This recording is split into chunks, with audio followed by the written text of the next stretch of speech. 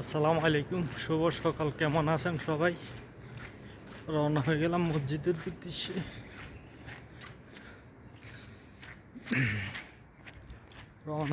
এখন মসজিদের উদ্দেশ্যে। কি বলবো ভাই, কোনো কিছু মাথার ঢুকতেছে না। 1 ঘন্টা আগে দিয়েও এখানে হামলা হয়েছে, মানে মাথা কাজ করতেছে না যে এক পরিস্থিতি কিছু। কোনো দিক দিয়ে বাহিরে তো ভয় লাগতেছে।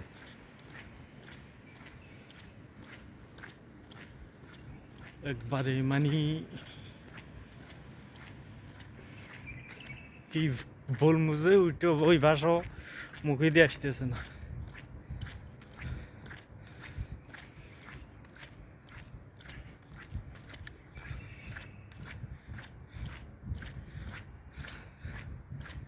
ভাই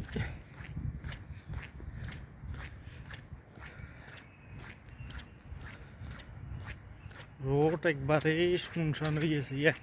1 ঘন্টা আগে 2 সাইডটা মারি দিয়েছে দেখে, ওই একবারে উপরে নিচে রোড ধুনোটা একবারে খালি, একবারে কোনো গাড়ি নেই। এই গাড়িতে সেকেন্ডে 3-4টা গাড়ি চলে, আর এখন এখানে একটা গাড়ি নেই। উপরে নিচে ব্রিজের উপরে গাড়ি নেই, ব্রিজের নিচেও গাড়ি নেই। যে এক পরিস্থিতি,